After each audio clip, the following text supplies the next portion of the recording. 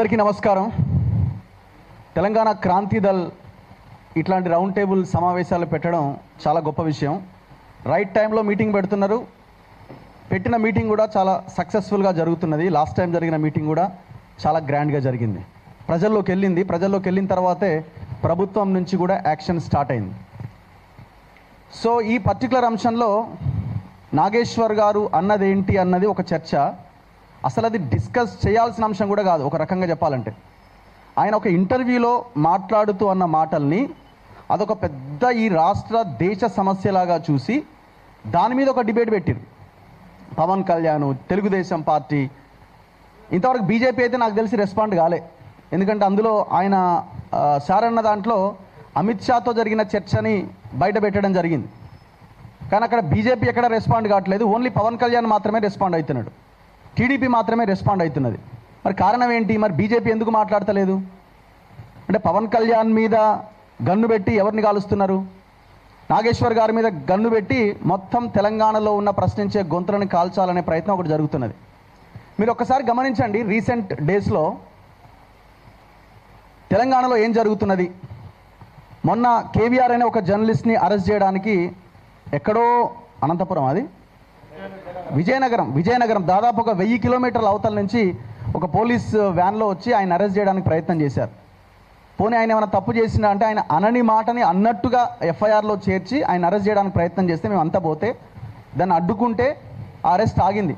చివరికి పోలీసులు ఏమన్నారు, అక్కడ మాకు రిక్వెస్ట్ చేసిరు, నాకు కూడా ఫోన్ చేసిరు, దండం పెడితే ఆయన అప్పచెప్పురి, మా ఎస్పీ ఊకుంటలేడు, మా నాయకులు ఊకుంటలేరు, అక్కడ ఉన్న లీడర్లు ఏదేమన్నా చేసి అరెస్ట్ చేసి తీసుకురామంటున్నారు. ఒక్కసారి ఇట్లా అడుగు పెట్టించి మేము పంపిస్తాం అంటే పోలీసులను ఏ రకంగా వాడుకుంటున్నారు అన్నది చాలా క్లియర్గా ఆ ఇన్సిడెంట్లో మాకు అర్థమైంది. ఇప్పటికి కూడా తాను బయటికి రాలేని పరిస్థితి. ఆ ఫేక్ ఎఫ్ఐఆర్ని పట్టుకొని ఆయన ఇంటి చుట్టూ తిరుగుతూనే ఉన్నారు. ఆయన కోర్టుల చుట్టూ తిరుగుతున్నాడు. నాట్ టు అరెస్ట్ ఆర్డర్ ఏమైనా వస్తుందేమో అని. అంటే మొత్తం సిస్టమ్ అంతా వాళ్ళు మేనేజ్ చేస్తున్నారు. అక్కడి నుంచి స్టార్ట్ అయిన తర్వాత ఇప్పుడు ఈ కేసుకు ముందు కూడా, నాగేశ్వర్ గారి కేసుకు ముందు కూడా ఇన్నయ్య గారి అరెస్ట్ జరిగింది. ఆయన అరెస్ట్ జరిగిన తర్వాత ఆ అరెస్ట్కి సంబంధించిన దాంట్లో ఆయన మన ఛానల్లో వచ్చిన వీడియోని బేస్ చేసుకొని ఆయన అరెస్ట్ చేశారు.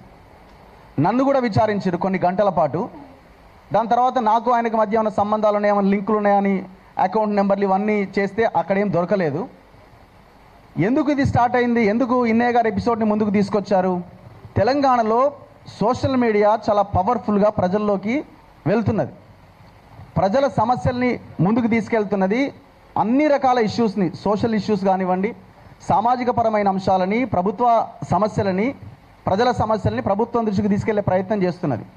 సో ఈ సోషల్ మీడియా దాదాపుగా కొంత ఓవరాల్గా లెఫ్ట్ ఓరియంటెడ్తో నడిచేటువంటి మీడియా చాలా బలంగా ఇక్కడ తెలంగాణలో పనిచేస్తున్నది. తెలంగాణ అంటేనే కొంత భావజాలం ఎక్కువగా ఉంటుంది. సో ఇట్లాంటి మీడియాని పక్కన పెట్టేయాలి. వాళ్ళని కట్టడి చేసినప్పుడే మనం ఇక్కడ అధికారంలోకి రాగలుగుతామని ఒక భయంకరమైన కుట్రలో భాగంగా ఆయనను ఎవరెవరైతే ఇంటర్వ్యూ చేశారో, ఇన్నయ్యతో ఎవరెవరైతే మాట్లాడారో దాదాపు 400 మందికి పైగా నోటీసులు ఇచ్చినారు. సో ఇది ఎంత దారుణం ఇది. ఎన్ఐఏ అనే ఒక భయంకరమైన సంస్థ. అసలు దీని ద్వారా నోటీస్ వస్తే ఇక మన పని అయిపోయినట్టే అని ఒకటి క్రియేట్ చేసినారు. ఒక చిన్న ఎగ్జాంపుల్ చెప్తా. ఎప్పుడో మేము చిన్నప్పటి నుంచి కూడా ఈటీవీలో 9 గంటలకు వార్తలు చూసేవాళ్ళం మనం. అందులో 9 PM న్యూస్ ఉంటుంది, చాలా ఫేమస్. ఆ 9 PM న్యూస్ని మన యాంకర్ ఒకరు శర్మ గారు ఒకరు చదివేవాళ్ళు. సో ఇప్పుడు ఆయన అన్న ఒక యూట్యూబ్ ఛానల్లో వర్క్ చేస్తున్నారు. ఆయన చాలా ఛానల్స్లో పనిచేసిండు. ఆయనకు కూడా నోటీస్ వచ్చింది. నాకు ఫోన్ చేసిండు, నాకు నోటీస్ వచ్చింది రఘు, అసలు ఏంది ఇది, ఎన్ఐఏ నోటీస్ ఏందని కొంత ఇబ్బందిగా ఆందోళనగా ఫీల్ అయ్యింది. ఏం చేసినా ఇన్నయ్య గారితో ఎప్పుడైనా మాట్లాడినామంటే ఒకసారి ఇంటర్వ్యూ చేసినా అన్నాడు. అంటే అసలు ఎంత దారుణం అంటే ఎవరు ఇంటర్వ్యూ చేసినా, ఎవరు మాట్లాడినా నోటీసులు ఇచ్చుకుంటూ పోయినారు. అల్టిమేట్గా ఏంది, మొత్తం సిస్టమ్ని మొత్తం టెర్రరైజ్ చేసే ఒక భయంకరమైన కుట్ర. నేను అనుకుంటున్న సేమ్ నాగేశ్వర్ గారి ఎపిసోడ్ కూడా అందులో భాగంగా తీసుకొచ్చింది అని నేను అనుకుంటున్నా. ఎందుకంటే అసలు ఆయన తన విశ్లేషణ చేసిండు. ఒక దగ్గర అమిత్ షాతో జరిగిన భేటీలో, పవన్ కళ్యాణ్ భేటీలో ఇప్పుడు విషయం ఎట్లా బయటకు వచ్చింది, ఆయన దాకా ఎట్లా తెలిసింది అని అంటే ఎవరన్నా చెప్పొచ్చు, అమిత్ షానే ఇంకొకరితో చెప్పొచ్చు. లేదు పవన్ కళ్యాణే ఇట్లా అన్నాడు అని చెప్పి చంద్రబాబు నాయుడుతో చెప్పు, చంద్రబాబు నాయుడే బయట పెట్టుండొచ్చు. వయా ఏ మీడియం ద్వారా అయినా ఏ ఇద్దరు మాట్లాడుకున్న విషయాలు బయటికి తెలవడం పెద్ద సమస్యనా? అసలు అది డిస్కస్, ఒకవేళ మీకు అది తప్పు అనిపిస్తే ఖండిస్తే అయిపోతుంది. అది తప్పంతా ఆయన తప్పు మాట్లాడండి అని చెప్తే అయిపోతుంది. దాన్ని ఒక పెద్ద సోషల్ మీడియాలో చర్చ పెట్టి కేసుల దాకా తీసుకుపోయి అరెస్ట్ కూడా చేస్తారనే దాకా తీసుకుపోయి ఇది ఒక పెద్ద న్యూసెన్స్ క్రియేట్ చేసిరంటేనే దీని వెనకాల నాగేశ్వర్ గారు ఇవాళ మొత్తం తెలుగు ఈ దేశంలో ఉన్న సమాజాన్ని ఇన్ఫ్లుయెన్స్ చేస్తున్నాడు ఆయన వీడియోల ద్వారా. ఆయన ఎట్లా పట్టుకోవాలా? ఆయన ఏమైనా బూతులు మాట్లాడతారా? మాట్లాడు. ఆయన ఏమైనా తప్పుడు సమాచారం ఇస్తాడా? ఇయ్యాడు. సో ఆయనను ఏదో రకంగా ఇట్లాంటి దాంట్లో ఇరికించే ప్రయత్నం చేస్తే మిగతా వాళ్ళు, ఆయన భయపడి ఎట్లాగో మిగతా వాళ్ళంతా భయపడతారు, టెర్రరైజ్ అవుతారు అన్న దాంట్లో భాగంగా ఇది చేసినట్టుగా నాకు అనిపిస్తున్నది. లేకపోతే అసలు ఇది ఇష్యూనే కాదు. సో ఈ కుట్రని కనుక మనం పసిగట్టకపోతే రాబోయే రోజుల్లో ఏ ఛానల్ కూడా మిగలకుండా మింగేసే అవకాశం కూడా ఉన్నది. సో ఇప్పుడు మనం ఇంత బలంగా ఇదే బలాన్ని మనం ఐక్యతతో కొనసాగించి ముందుకు తీసుకెళ్తే మనం నిలబడగలుగుతాం. ఇది ఎవడేం మార్చలేడు. ఇది వాళ్ళు ఏదో అనుకొని వాళ్ళు ఏదో ప్లాన్ చేస్తున్నారు, కానీ మనల్ని ఎవడు విడదీయలేడు అన్నది మాత్రం వెరీ క్లియర్. సో ఇది జరుగుతున్నటువంటి ఒక స్టెప్ బై స్టెప్ ప్రాసెస్లా కనబడుతూ ఉన్నది. ఇక నాగేశ్వర్ గారు గురించి మాట్లాడాలంటే నాకైతే ప్రత్యేకమైన అనుబంధం ఉంది ఆయనతో. నేను ప్రత్యేకంగా ఆయనతో డిబేట్స్ చేయడము, నేను ఛానల్లో పనిచేసినప్పుడు కూడా సో మేము ఇంటర్వ్యూస్ కూడా చేసేవాళ్ళము.